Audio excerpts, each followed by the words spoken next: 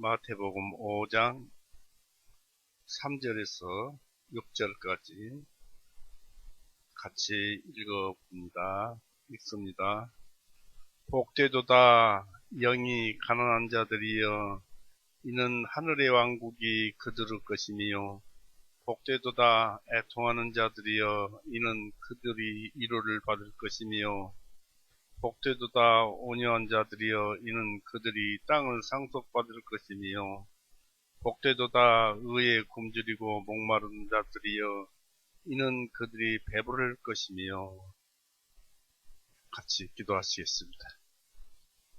사랑이 많으신 하나님 아버지, 오늘 또 은혜 가운데서 우리를 불러 모으시고 또 주님이 이 고귀한 말씀을 우리에게 들려주시며 이 말씀 속에서 우리가 무엇을 어떻게 하고 어떻게 은혜를 받을 것인가를 가르쳐 주시리라 믿습니다. 사람은 참으로 미물이라서 하나님의 그 기쁘신 뜻을 얻지 않으려마는 하나님께서는 우리에게 그 모든 것을 어떻게라도 하나라도 더 알려주시려고 하시는 줄 압니다. 오늘도 이 짧은 시간이지만은 우리 심령을 더욱더 북돋아서 말씀으로 채워주시옵소서. 또한 바라옵기는 우리가 한 주간 동안 삶에서 이 모든 삶 속에 그 하나하나를 살펴보고 또 주님과 또 믿음의 비교를 해보고 그 믿음 속에서 우리가 어떻게 살아왔는가도 한번 살펴보게 해주시오며 또 바라옵기는 주변의 그 모든 분들 또 사랑하는 분들 굽어 살피셔서 은혜 가운데서 은혜를 주시옵고 또 말씀으로 인도하셔서 말씀을 깨닫게 하셔서 오직 주님만 알고 주님의 은혜만 받게 하여 주시옵소서. 이 시간도 함께 하여 주시옵고 예수님의 이름으로 기도드렸사옵나이다. 아멘. 반갑습니다.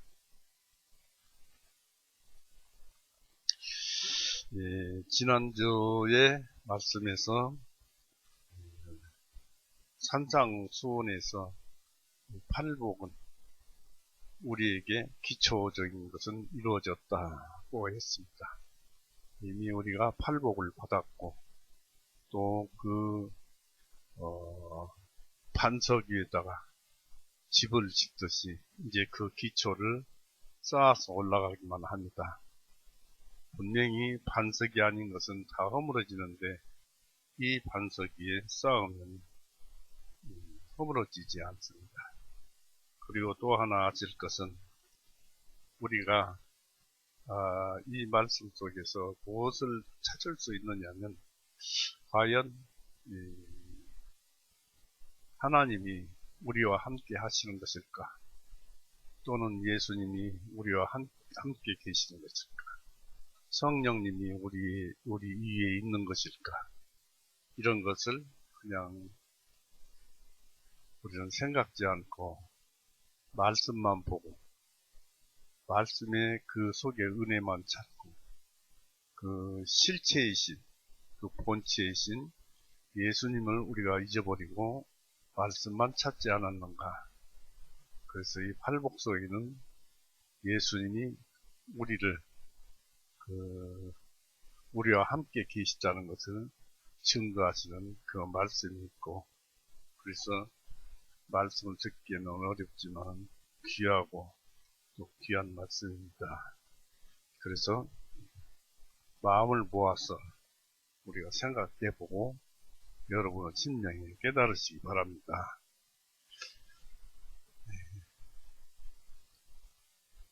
복되도다 영이 가난한 자들이여 이는 하늘의 왕국이 그들의 것이며 했습니다. 여러 가지 그 말씀이 있습니다만은 여러 사람들이 또 그리스도 이 성경학자들이 말을 하기를 마음에는 지난주에 넓힌 말씀 드린 것 같습니다만은 우리 킹제임스 성경에는 영이 가난한 자예요. 또 개역성경이나 이런 데는 심령이 가난한 자야.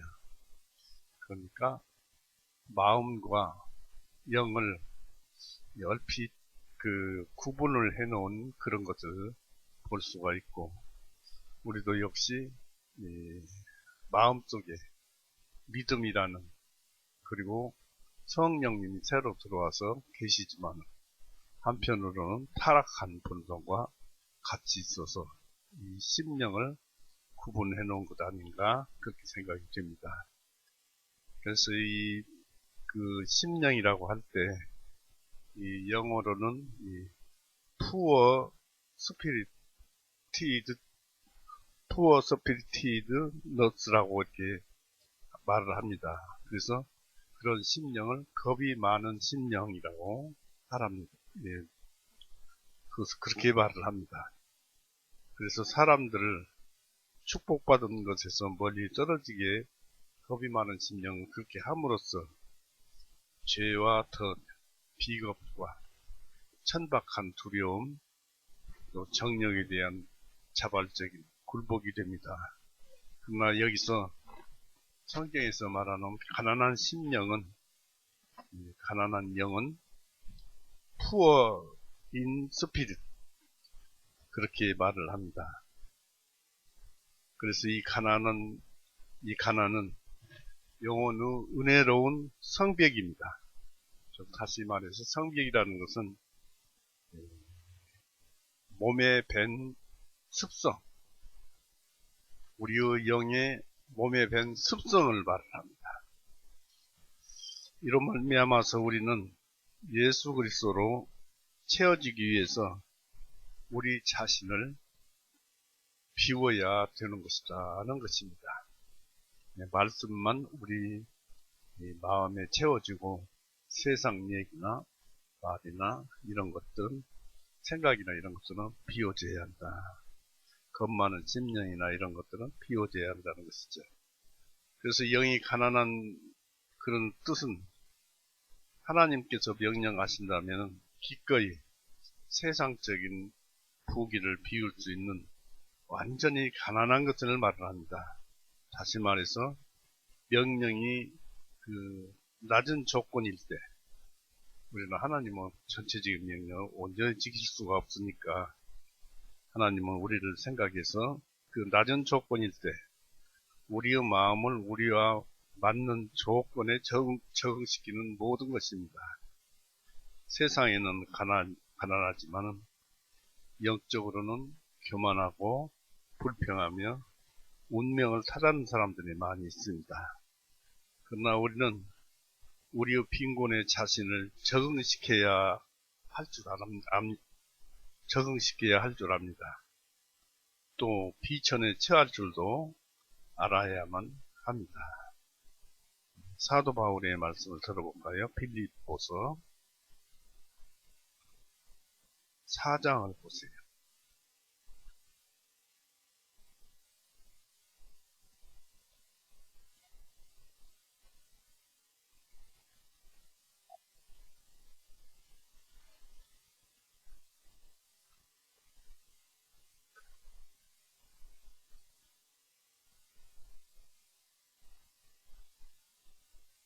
빌립보서 4장 12절을 보세요.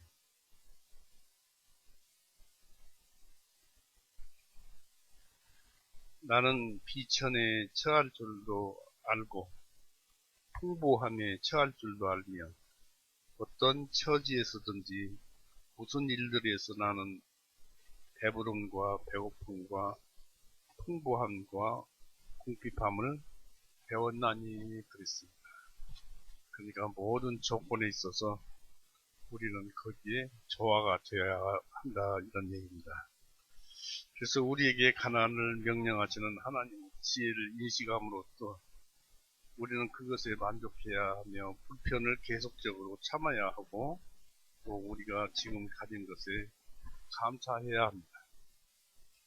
그 모든 상태를 최선의 것으로 삼아야 합니다. 주어진 모든 것에 최선의 상태로 삼아야 합니다. 또 이것은 모든 세상적인 부귀에 무관심하는 것입니다. 무관심하는 것이며 우리의 마음을 그것에 두는 것이 아니다. 번영하는 상태에서 우리에게 닥쳐올 손실들과 실망을 즐겁게 참는 것입니다. 그리고 세상에서는 부유하다 할지라도 우리의 영은 가난해야만 하며, 즉 가난한 자의 위치까지 낮아져서 그들의 연약함을 스스로 체험하면서 그들을 동정해야만 합니다.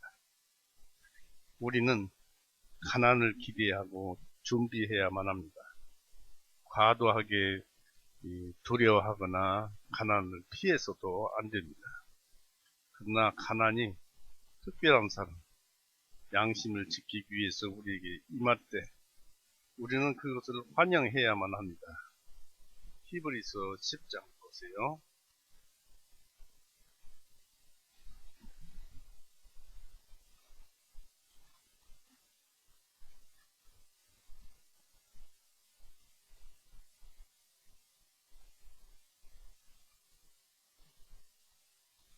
히브리서 10장 34절. 이는 너희가 결박 중에 있는 나를 불쌍히 여기고 너희 재산을 빼앗기는 것도 기쁘게 받아들인 것은 하늘에 더 좋고 영구한 실체가 있음을 너희가 알기 때문입니다. 해서 우리는 이런 심정으로 하나님이 가져가면은 가져가시는 것 없다, 그렇게 생각을 하고 마음을 비워야 합니다. 그래야 하는 것이, 그것을 비우면 그만큼 다른 것으로 채워지기 때문에 그렇습니다. 우리는 그래서 이 모든 것을 하나님께서 하시는 일이니까 하나님에게만 매여 있어서 하나님의 뜻을 따르기만 하면 됩니다. 하나님은 진리잖아요. 욥은 심령이 가난한 자였으므로 그는 자신의 모든 것을 하나님이 취해갔을 때도 오히려 하나님을 찬양할 수 있었습니다. 욥기 한번 보십시오.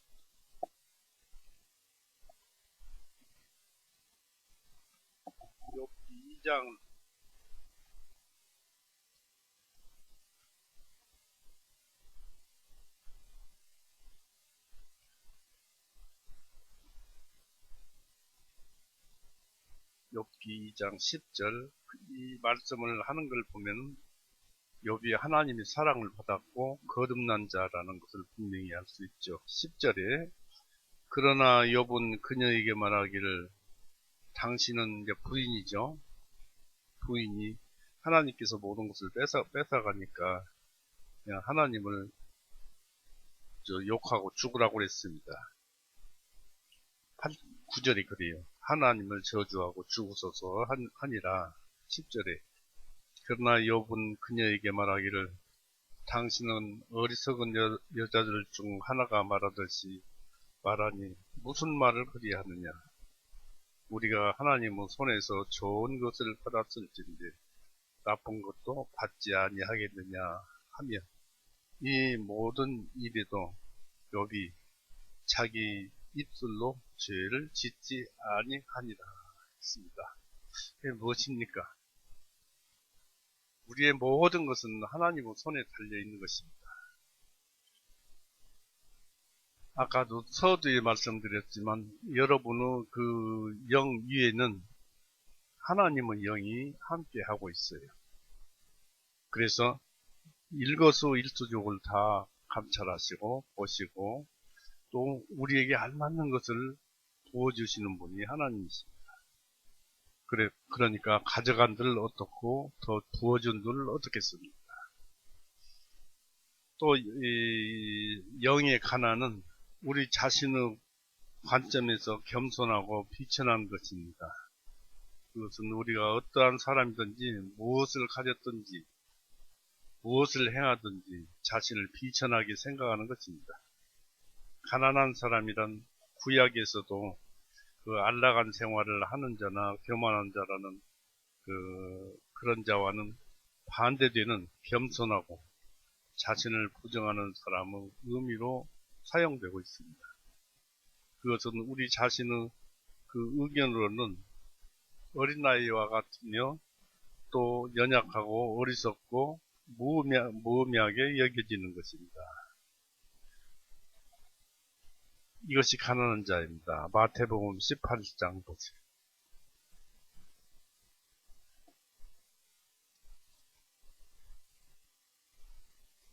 마태복음 18장 4절.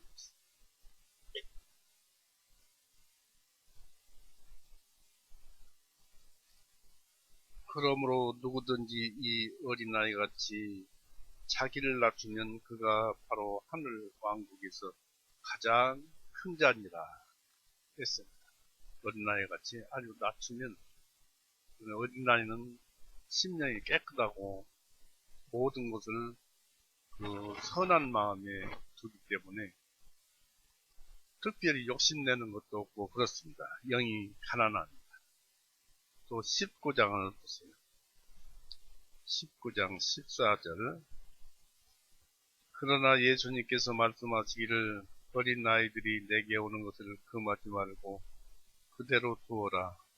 이는 하늘의 왕국은 이런 자의 것이기 때문입니다. 같은 말씀이죠. 어린아이 같이 마음을 담을 것이 없죠. 깨끗하고 비웁니다. 그리고 이 계시록의 라오디게아 교회는 스스로 말하기를 나는 부자라, 부유하여 부족한 것이 없다고 기록했습니다. 그러나 그 사람들은 자신이 곤고한 것과 가난한 것과 눈먼 것과 벌거벗은 것을 알지 못했습니다. 계시록 3장 17절에 나와 있어요. 즉 그들은 정신적, 즉 사고나 감정의 작용을 다스리는 마음. 우리가 정신 하는데 이 정신을 세세히 살펴보면 우리의 생각, 사고나 감정의 작용을 다스리는 마음이 바로 우리의 정신입니다. 이 정신적으로는 가난했지만 심령은 부자였던 것입니다. 그 마음은 부자였다. 어린아이 같지 못했다는 것입니다.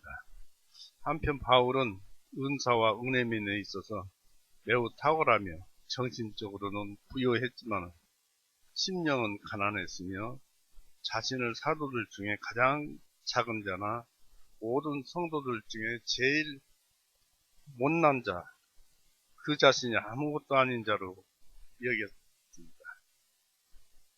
그것은 자신을 지극히 멸시하는 그런 자로 스스로 보고 남을 가치 있게 여기며 자신을 그들보다 낮은 자로 평가하는 것입니다.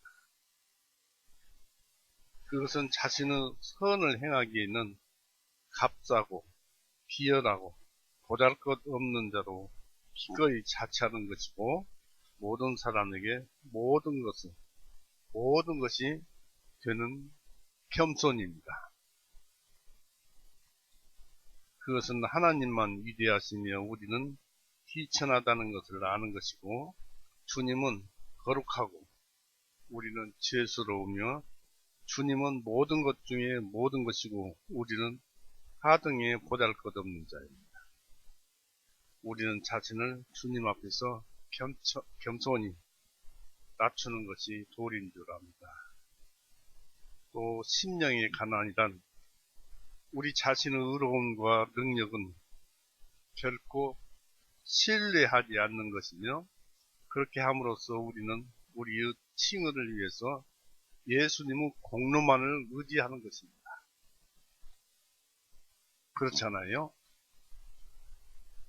우리가 이렇게 지금 아무 양심의 거리낌 없이 하루하루를 보내고 이 시간을 보낼 수 있는 것도 예수님께서 우리 모든 죄를 다 용서해 주셨기 때문입니다. 그것을 속속들이 들여다보면 예수님께서 우리의 죄를 용서하셨다는 것은 예수님께서 죄에 대해서 죽으셨기 때문입니다. 죄의 싹은 사망이죠. 그러니까 예수님께서 우리를 위해서 그렇게 하셨구나 하는 것을 믿음으로 인해서 나도 예수님과 한 몸이 되어서 죄에 대해서 죽었어요. 그러니까 그것이 우리의 교훈이 되어서 세상에서 불어닥치는 죄에 대해서 우리는 죽은 자이니까 죄에 대해서 할 말이 없고 말할 것이 없어요.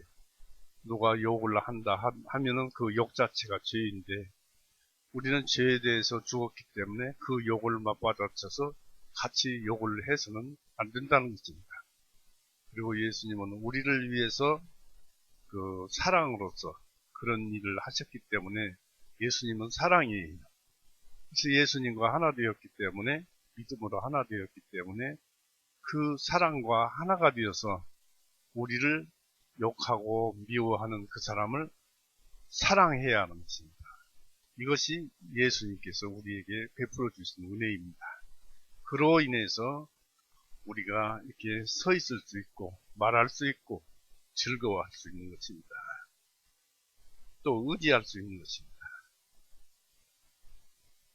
그래서 우리는 예수님의 영광과 은혜를 의존할 수 있는 것입니다. 세리가 가난한 죄 안에서 긍휼을 부르짖었던 상하고 통해하는 심령이 곧 이 심령의 가난이라는 것입니다. 우리는 자신을 가난하다고 불러야만 합니다. 왜냐하면 언제나 하나님의 은혜에 부족하고 언제나 하나님의 문 앞에서 구걸하며 언제나 예수님의 집에서 매달리기 때문입니다. 우리는 지금 예수님께 매달려 있고 겨우 하나님께 매달려 있어요. 예수님과 하나님은 하나이지만 우리는 예수님의 복음이 이 마음속에 들어온 것은 예수님 말씀하신 것에 대해서는 아주 적은 분량이잖아요. 그래서 그만큼으로 매달려 있는 것입니다. 때문에 우리의 처지를 알고 마음을 비워야 하는 것입니다. 이 심령의 가난은 성도 은혜들 중에서 맨 처음에 주어졌죠. 이 영이 가난한 자는 복이 있나니 했습니다. 이 철학자들은 겸손을 덕 중에 하나로 취급하지도 않았지만 예수님은 그것을 맨 처음에 두고 있습니다. 자신을 부정하는 것은 교회에서 처음으로 배우는 그 진리이며 심령의 가난은 첫째, 복이라는 제목이 붙어져 있습니다. 그 밖에 모든 축복들의 기초는 겸손 위에 놓여져 있습니다. 높이 세우려는 자는 낮게 시작을 해야 합니다.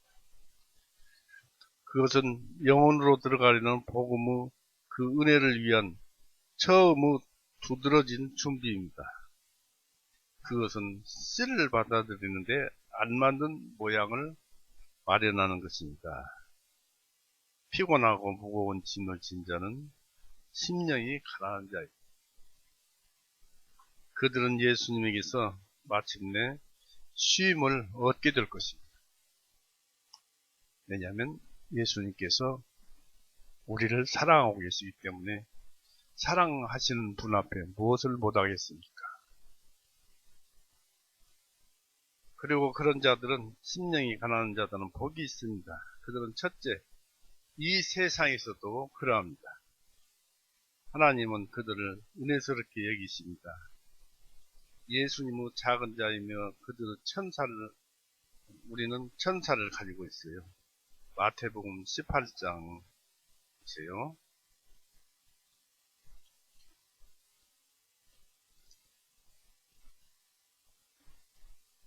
마태복음 18장 10절을 보세요. 너희는 이 작은 자들 중 하나라도 없인 여기지 아니하도록 주의하라. 내가 너희에게 말하노니 하늘에서 그들의 천사들이 하늘에 계신 내 아버지 얼굴을 항상 뵙고 있느니라고 했습니다.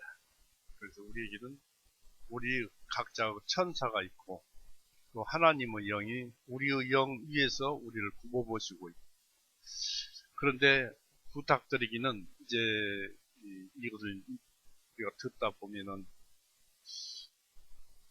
하나님의 영, 예수님의 영이 즉 말씀 말고 예수님의 이름, 예수님의 영, 구약에서 말하는 새끼나 또는 신약에서는 하나님의 임재, 여러분이 임재를 알아야 합니다. 여러분 안에는 현재 성령님이 임재하고 하나님이 임재하고 계세요. 예수님도 임재하고 계세요. 그리고 그 임재를 자기 자신이 알게 되면은 자기가 감히 무엇을 어떻게 하겠습니까? 지금 내 머리 위에, 내 영 위에 예수님이 계시면 예수님의 뜻대로 말을 해야지, 또 예수님은 그 뜻대로 행동을 해야지, 다른 것은 두려워서 못하는 것입니다. 여러분이 그것을 알았으면 좋겠습니다.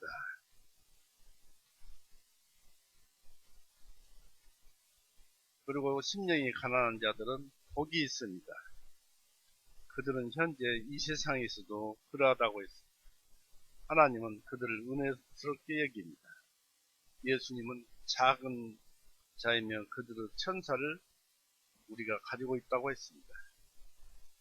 예수님은 그들에게 더욱더 은혜를 주시며 그들은 최고의 안전한 생을 영위하며 편안함을 가지며 그 어떤 것도 그들을 잘못되게 하지 못합니다. 그러나 교만한 영혼은 언제나 불안합니다.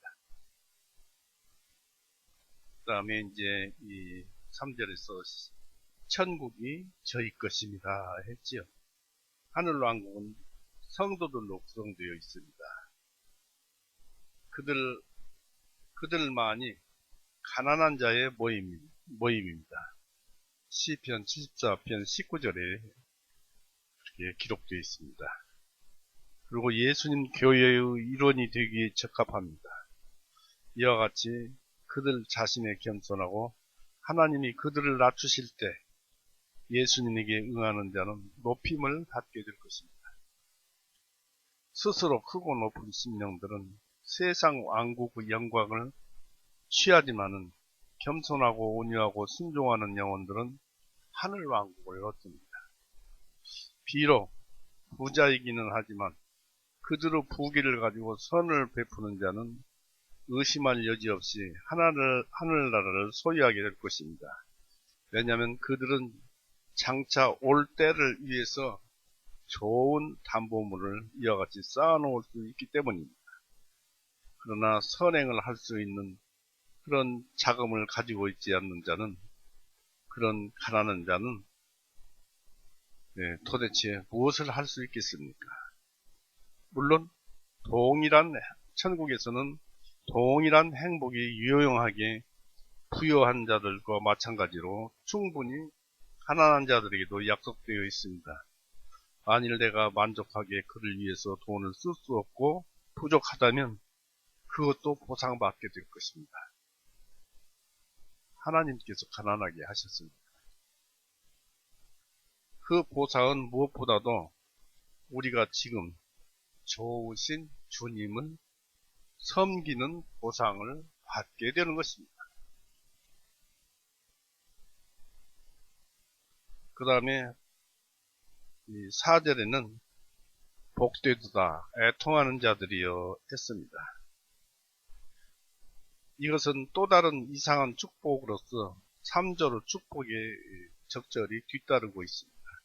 가난한 자는 애통하는데 익숙해 있고 은혜스럽게 가난한 자는 은혜스럽게 애통을 합니다. 사람 생각으로는 자칫하면 즐거운 자가 복이 있다고 생각할 수 있습니다. 그러나 자신이 위대한 애통자이셨던 예수님은 애통하는 자가 복되다고 말씀을 하십니다. 축복과는 적대가 되는 애통, 즉 죄악스러운 애통도 있습니다. 그것은 세상의 슬픔입니다. 다시 말하면 영적인 사건에 대한 절망적인 울적함과 세속적인 사건에 대한 슬픈 고뇌가 바로 그것입니다. 그리고 이에 반해서 축복의 도움이 되는 이른바 성도의 자연스러운 애통이 있는데, 그것은 하나님의 은혜와 축복이 함께 역사를 합니다. 그것의 축복은 우리 애통의 원인인 그 고난을 성화시켜줍니다. 그러니까 어떤 때는 그런 애통이 우리의 고난을, 우리의 그 원인은 그 고난을 성화시켜주는데 그만큼 영이 성장하는 것이죠. 그 다음에 성도의 은혜스러운 애통이 있습니다. 그것은 축복을 받기에 적합한 것으로서 습관적인 진지함이고 환락을 억제하는 마음, 실제적인 그러한 슬픔입니다. 우리 자신이 죄를 위한 참회의 애통이 있는데 이것은 경건한 슬픔이며 하나님께 속한 근심이고 그리스도를 염두에 두고 죄에 대해 슬퍼하는 것입니다. 스가랴서 12장 보십시오.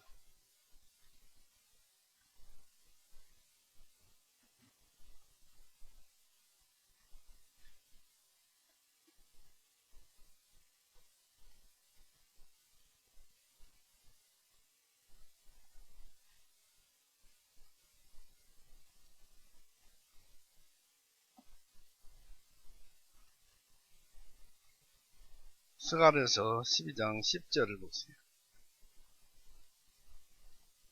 내가 다윗의 집과 예루살렘의 거주민들 위해 은혜와 간구하는 영을 부어주리라. 그리하면 그들이 나 곧 자기들이 찔렀던 나를 바라보고 그를 위하여 애통하기를 마치 자기 처자들을 위하여 애통하는 자들을 애통하는 것 같이 할 것이요. 그를 위하여 비통에 잠기기를 마치 자기 처음 난 자를 위하여 비통에 잠기던 것과 같이 하리라.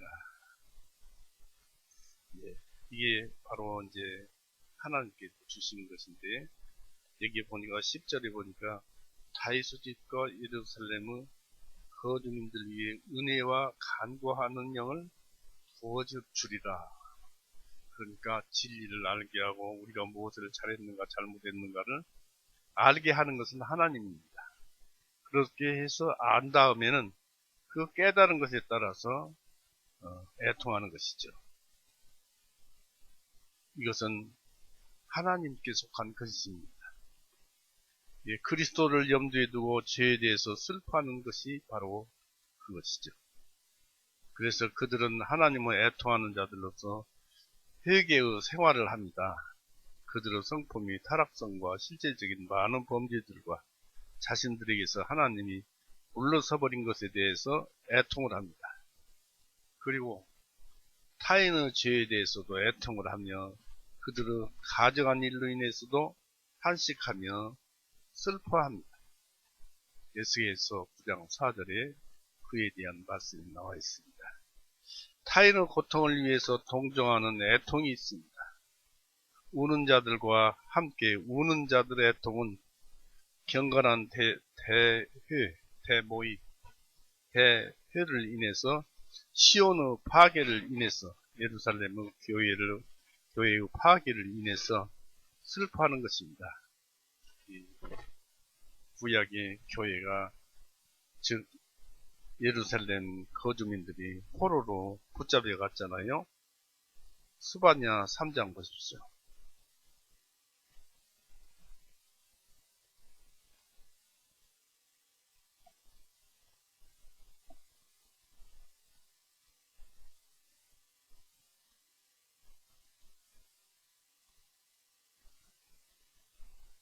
3장 18절.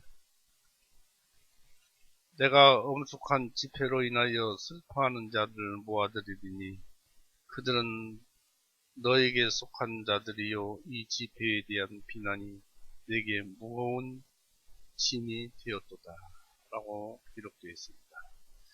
또 시편 137편을 보십시오.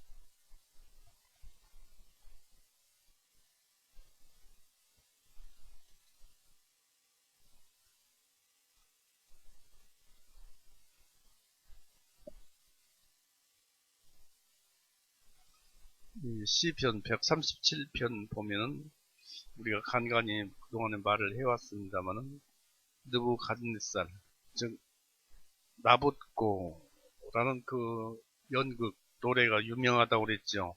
거기에서 나오는 구절인데 1절 보세요. 우리가 바빌론의 여러 강변에 앉아서 참으로 우리가 시온을 생각하며 울었도다 라고 했습니다. 이것이 바로 그들의 대회를 통해서, 모임을 통해서 그들의 잘못을 인해서 애통해하며 우는 그런 것을 보여줍니다.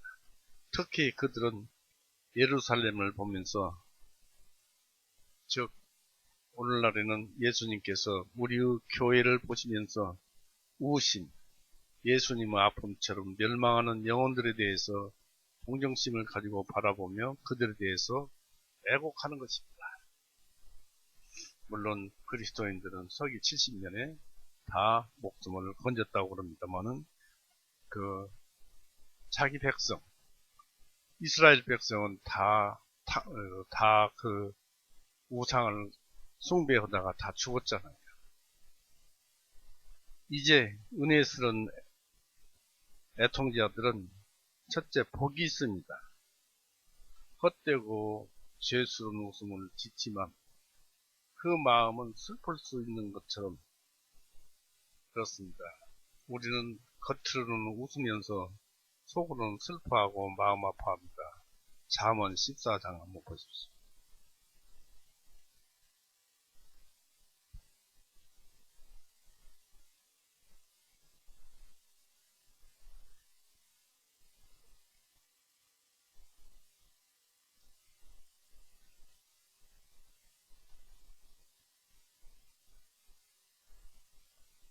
(13절) 보세요. 잠언 14장 13절.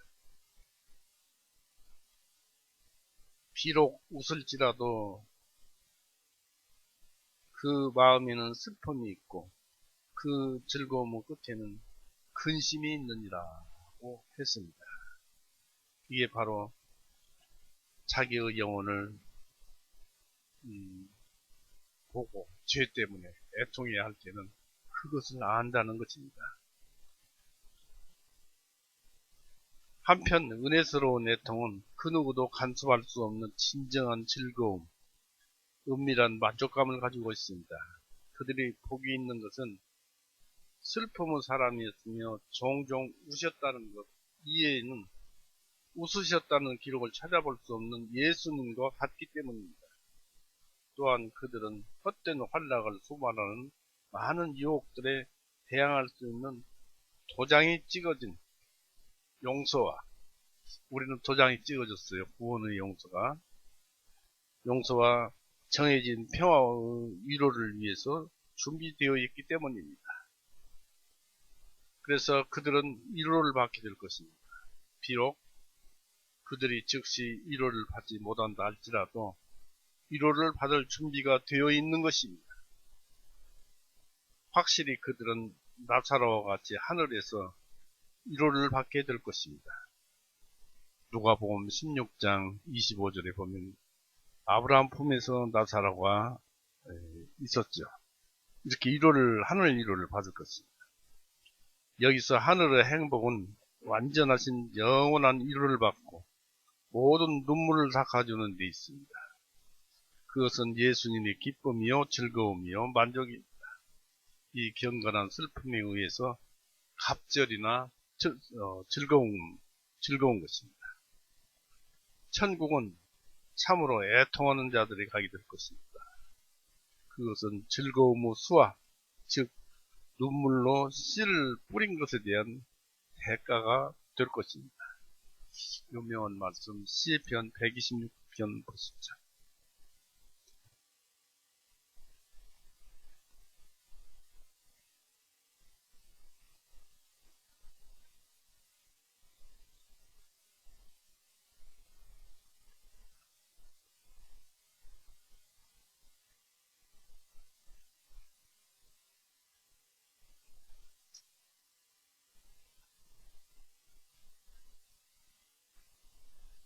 5절 6절 보십시오.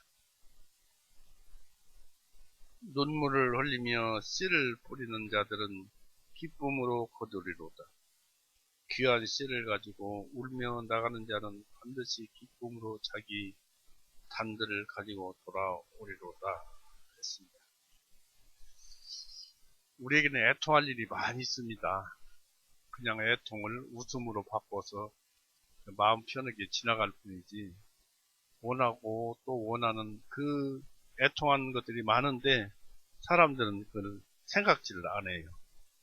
그래서 그런 것들을 우리가 발견하고 눈물로서 씨를 뿌리면은 그것에 대한 대가가 있다는 거예요. 우리는 그것을 마음속에 생각해야 합니다. 안 될 것 같아도 이루어집니다.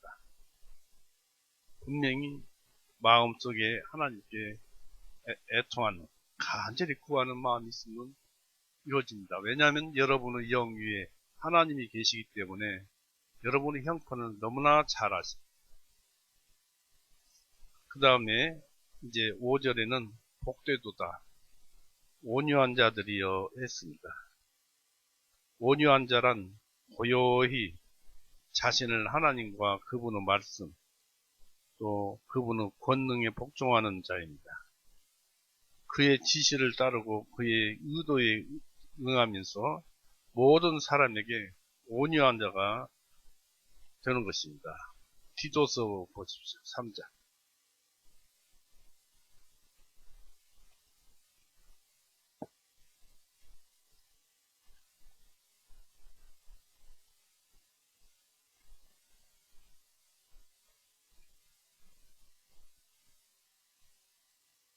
디도서 3장 2절.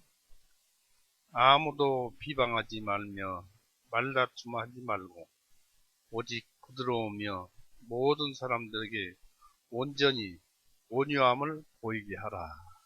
참 쉽지 않죠.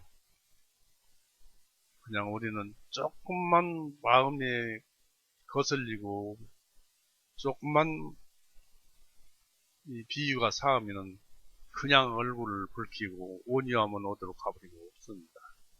이게 사람입니다. 그러나 이것을 여기서는 그러잖아요.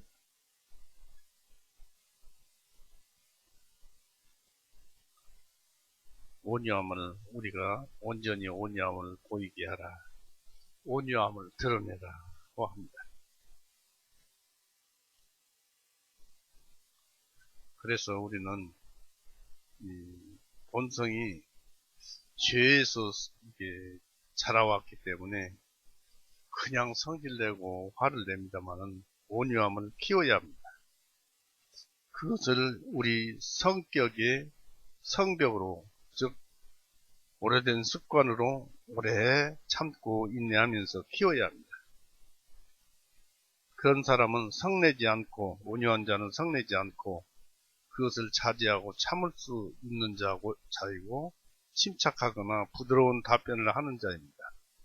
말을 해야 할 경우가 있을 때는 예의 범절을 벗어나지 않고 자신의 불쾌함을 드러낼 수 있는 자입니다. 다른 사람이 뜨거워질 때 차가워질 수 있는 자입니다. 또 다른 면에서 인내하기 어려운 때라도 인내함으로써 자신의 영혼을 꾸준히 평온하게 견지하는 것입니다. 온유한 자란 거의 성을 내지 않고 또한 분을 낼지라도 그 즉시 그것을 가라앉히는 자입니다. 자기의 원리를 지켜서 한 번 복수하기보다는 오히려 20번 용서해 줄 수 있는 자가 되어야 합니다. 이렇게 온유한 자는 이 세상에서도 행복하다고 표현되어 있습니다. 그들은 복이 있나니, 복이 있다 이것입니다. 왜냐하면 그들은 복되신 예수님을 쫓아가기 때문입니다. 또한 이것을 예수님에게서 배우고 있습니다. 마태복음 11장 보세요.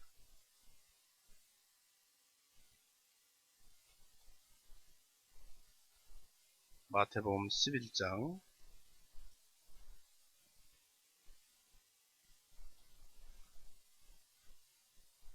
29절 보십시오.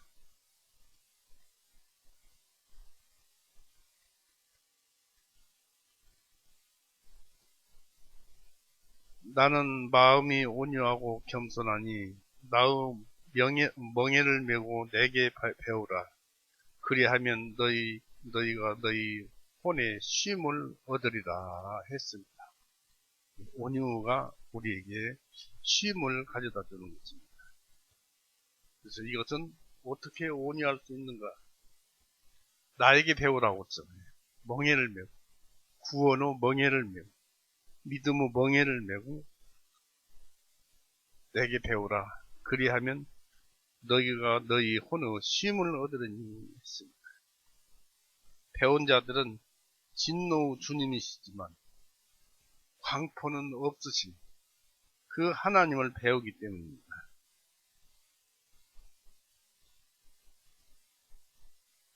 진노는 하시지만 광포는 없어요.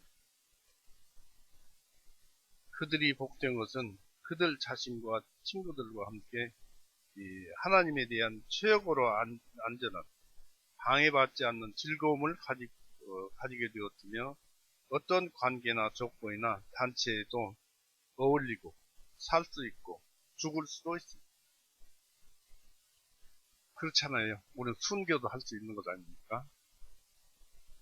그래서 그들은 땅을 상속받을 것입니다. 이 말씀은 시편 37편 11절에서 인용된 것인데 이것은 신약에서 현세적인 약속을 나타내는 유일한 표현입니다. 이 경건의 가지는 특별한 그 방법으로 금생의 약속을 가지고 있습니다. 여기서 성도 경건이란 무엇일까요? 그것은 바로 세속의 속념을 끊고 하나님께 자기를 맡기는 마음과 태도를 말합니다. 따라서 여기에는 하나님을 기쁘시게 하려는 생활과 영적인 율법에 충실하려는 심정과 생활까지를 말을 합니다. 여기에서 특별한 것은 영적인 율법에 충실하려는 심정과 생활까지를 말합니다. 왜냐하면 율법은 영적인 것이기 때문에 그렇습니다. 그것을 잘 깨닫고 율법을 제대로 깨닫고 왜냐하면 여러분이 예수님으로 인해서 죄사함을 받고 아가페 사랑을 받았기 때문에 그 사랑은 율법의 완성이기 때문에 율법 하나하나를 뜯어서 사랑으로 바라보면 율법을 완전히 알 수 있는 것입니다. 그렇기 때문에 영적인 율법에 충실하려는 심정과 생활까지를 말을 하는데 그렇다고 사도행전 보십시오. 22장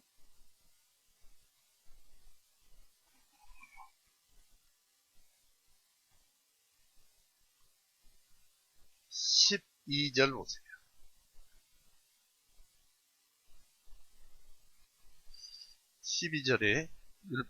12절에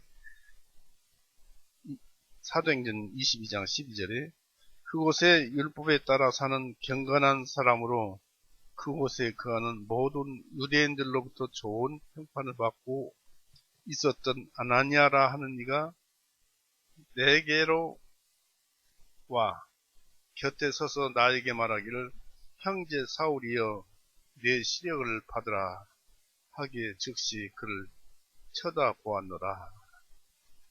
예수님께서 사도 바울을 그 다메섹 도상에서 눈을 멀게 했잖아요. 나타나셔가지고. 그래서 아나니아에게 보내서 눈을 띄우게 하는 그런 기록이 사도행전에 기록되어 있죠. 그런데 여기서 보니까 그 사람이 어떤 사람이냐면 율법에 따라서 사는 경건한 사람으로 바로 이 영적 율법대로 사는 사람입니다. 우리가 또 영적인 율법을 또 배울 것입니다만은 그리고 또 요한복음 9장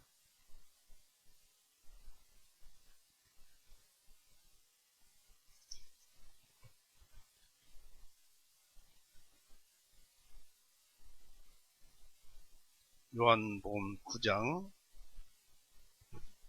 31절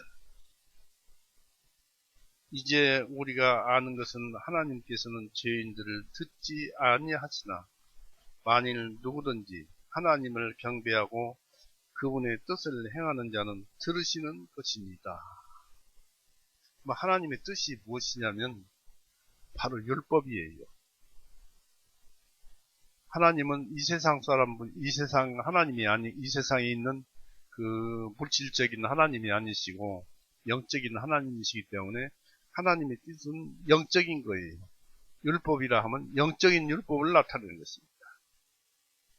그래서 만일 누구든지 하나님을 경배하고 그분의 뜻을 행하는 자는 들으시는 것이니 누가 들어요? 하나님께서 그 사람의 뜻을 들으신다는 얘기입니다. 그래서 우리는 영적인 율법을 배워야 할 것입니다.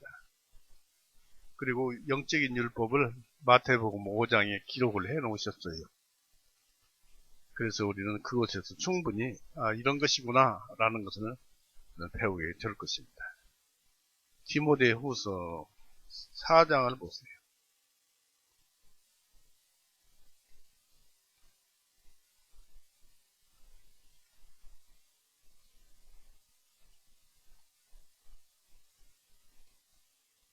디모데후서 4장 7절 8절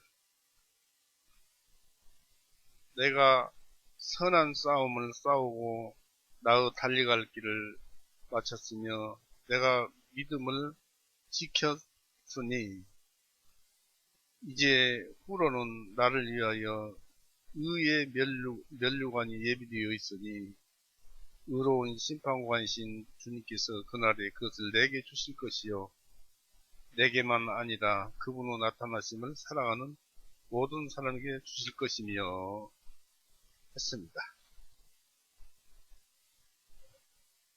여기에서 의로운 싸움을 내가 믿음을 지켰고 디모데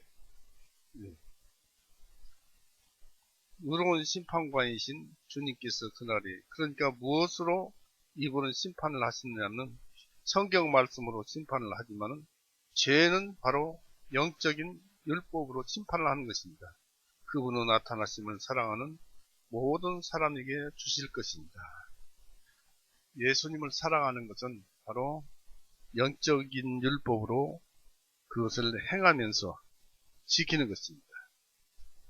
그래서 우리가 경건이라는 것은 속령을 끊고 하나님을 생각하고 자기 마음을 맡기고 또 태도까지도 공손히 하나님께 그렇게 대하고 평소에 하나님의 영이 우리 위에 있으니까 항상 조심하면서 태도를 바꾸고 태도를 따라서 말을 하고 여기에는 하나님을 기쁘시게 하는 생활과 아까도 말씀드린 영적인 율법에 충실하는 심정과 거기에 따르는 생활까지도 뒤따라야 됩니다. 여기서 경건을 가지라, 앞서서 말씀드린 경건을 가지란 율법을 뜻한다 할 것입니다. 그러므로 조롱받고 모욕을 당하는 그 온유함은 이 세상에서도 우리의 건강과 또 마귀 또 여러 가지 악한 것들 그런 것들에 대해서도 우리가 이겨나갈 수 있고 또 유한을 받을 수 있는 것입니다. 그리고 안전도 우리가 가질 수 있는 것입니다. 그래서 이 실제적인 경향을 가지고 있는 것이 온유입니다. 온유하고 침착한 자는 완고하고 난폭한 자에 비하면 최고 평안한 삶을 살아가는 것으로 말씀되고 있습니다.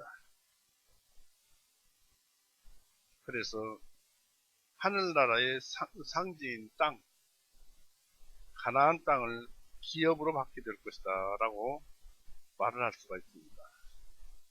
그러므로 하늘 위의 모든 축복과 땅 아래 모든 축복은 온유한 자의 것입니다. 땅으로 표현되어 있지만 땅 아래 있는 평안, 하늘에 있는 평화, 이 모든 것이 온유한 자의 것입니다.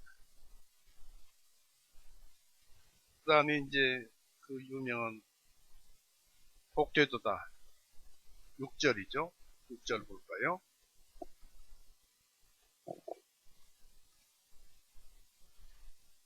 마태복음 5장 6절.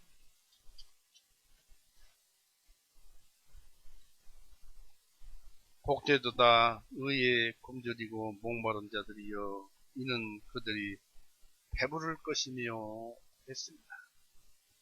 의에 굶주리고 목마른 자들이여 이는 그들이 배부를 것이며 했습니다. 어떤 사람들은 이것을 이 세상에서 외적인 가난과 많은 아주 낮은 상태에 처해 있음을 계속 말해주는 신뢰로 이해하고 있습니다. 그런 처지는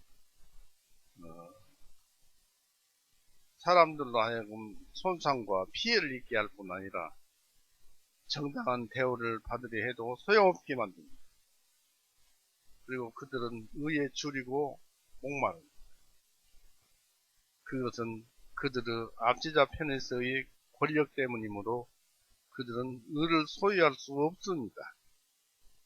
그들은 단지 옳고 평등한 것을 바라지만 그것은 하나님을 두려워하지 아니하고 사람을 무시하는 자들에 의해서 부정되고 있습니다. 이것은 우울한 경우입니다. 그러나 만일 그들이 선한 양심을 위해서 또한 선한 양심으로 이런 어려움을 겪는다면 복이 있습니다. 그들로 하여금 되어진 정의와 권리와 처지를 살피시고 읽고 압제자들로부터 가난한 자들을 구원해내실 하나님을 바라보고 희망을 가지게 우리가 합시다.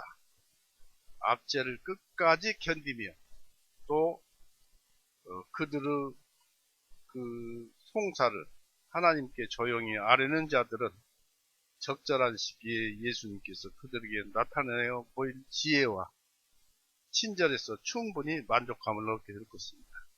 그러나 확실한 것은 이런 선한 욕구들은 은혜스러운 것으로서 모두가 영적으로 이해해야 한다는 것입니다.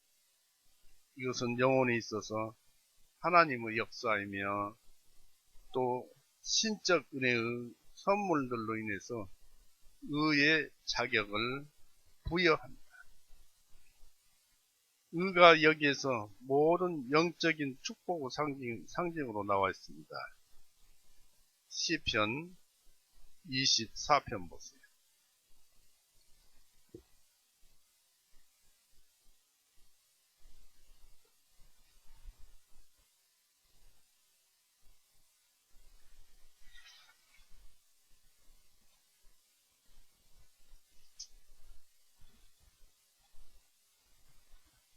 (24편) 5절.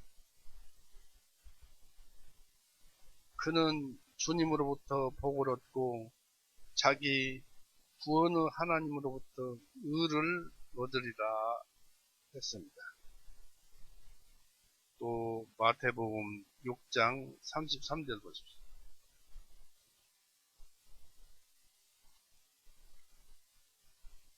오직 너희는 먼저 하나님의 왕국과 그분의 의를 구하라. 그리하면 모든 것들을 너희에게 더하시리라 했습니다. 의가 어떻게 구해집니까? 성경에 여러 말씀이 있습니다만 의라는 것은 그말할 것도 없이 한 번에 이렇게 말씀을 드리면 구원을 받으면 됩니다. 그런데 우리는 이런 의에 줄이고 목말라야 합니다. 구원받고도 의에 줄이고 목말라야 한다. 그렇습니다. 왜냐하면 구원은 이제 하나님의 나라에서 시작이기 때문에 그렇습니다. 구원은 처음 시작, 구원은 이제 받았으니까 그 위에, 그 반석 위에 집을 지어야 할 거 아닙니까? 그렇기 때문에 우리는 의에 줄이고 목말라야 합니다. 힘들지라도 흉내라도 내야 합니다. 우리는 참으로 또한 실예로 의에 굶주리고 목마른 그 사람이 먹을 것과 마실 것을 찾듯이 비록 다른 것을 부족하여도 그 의만으로 만족할 수 있는 자처럼 의를 찾아야만 합니다. 나에게 주시옵소서. 그렇지 않으면 죽을 것 같나이다. 이 의를 주옵소서. 비록 내가 아무것도 가지지 못했다 할지라도 이것으로 족하겠나이다. 줄이고 목마른 것은 종종 다시 일어나고 새로운 만족을 필요로 하는 욕구입니다. 그러므로 이 의라는 거룩한 욕구는 어떤 일이 이루어진 것이 아니라 새로운 용서가 행해지고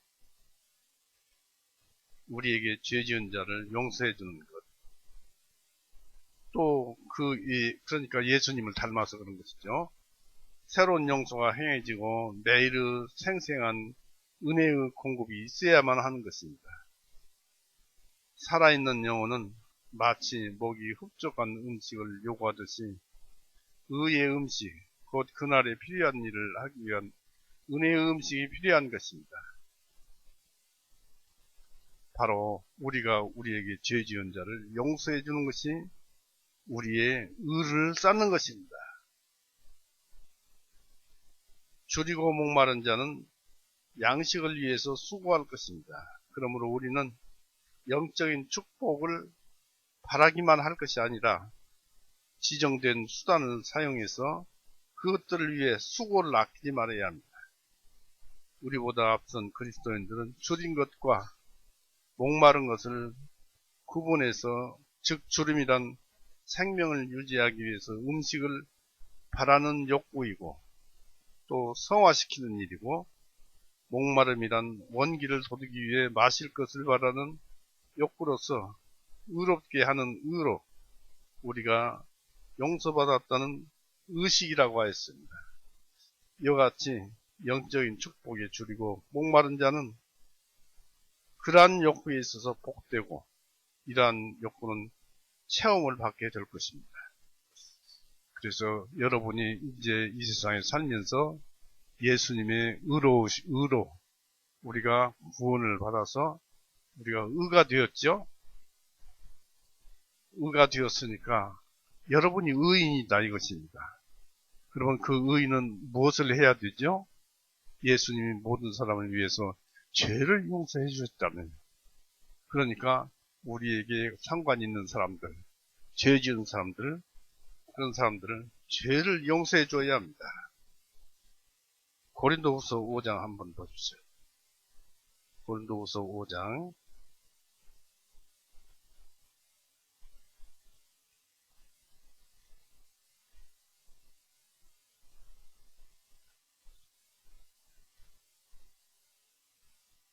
고린도후서 5장 21절 고린도후서 5장 21절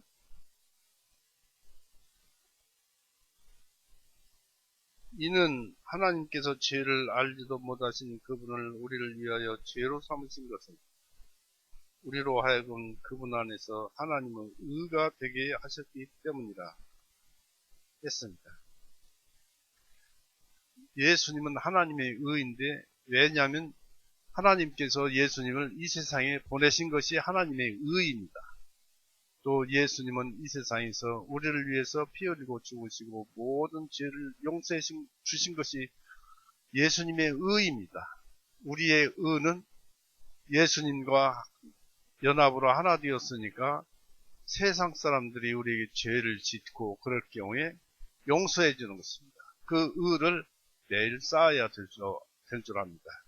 우리는 어떤 사람을 만나든지, 잘못한 사람을 만나든지, 잘한 사람을 만나든지, 그가 나한테 죄를 짓거나 잘못했으면 용서해 주는 것을 우리가 배우고 또 용서해 줍시다. 오늘 이렇게 해서 마칠까 합니다. 마치겠습니다. 기도하시겠습니다. 사랑이 많으신 하나님 아버지, 오늘 우리에게 주신 그 팔복 중에 사복을, 네 가지 복을 말씀을 드렸습니다. 이 복 중에서도 마지막에 특별히 의를 말씀하셨습니다. 그러므로 우리도 예수님은 그 깊으신 뜻을 따라서 의를, 우리가 용서를 해준 그 의를 행하게 해 주시옵소서. 어떤 일이든지 주님의 뜻대로 따르면 우리의 심령은 편한 줄 압니다. 어떻게 용서해주고 또 용서해주고 사랑하는 그런 우리가 되게 하셔서 주님만 드러나고 주님의 영광만 드러나서 또 주님을 좋아하는 그들로 하여금 주님께 달려오는 그러한 우리 교회 형제 자매님들, 그 가족들 또 친척들이 되게 하여 주시옵소서. 모든 것들은 주님의 그 뜻이면 이루어지는 줄 압니다. 우리는 부족하고 능력이 없사오니 주님만 능력을 보이셔서 우리에게 기쁨으로 우리로 하여금 기쁘게 하여 주시옵소서. 오늘 또 이 한 시간 두서없이 주님의 말씀을 들었습니다. 부족한 것은 채워주시옵고 과한 것은 제하여 주시옵소서. 언제나 우리를 사랑하시고 우리에게 늘 가까이 하신 우리 구세주 예수 그리스도 이름으로 감사하며 기도 올렸사옵나이다. 아멘. 마치겠습니다.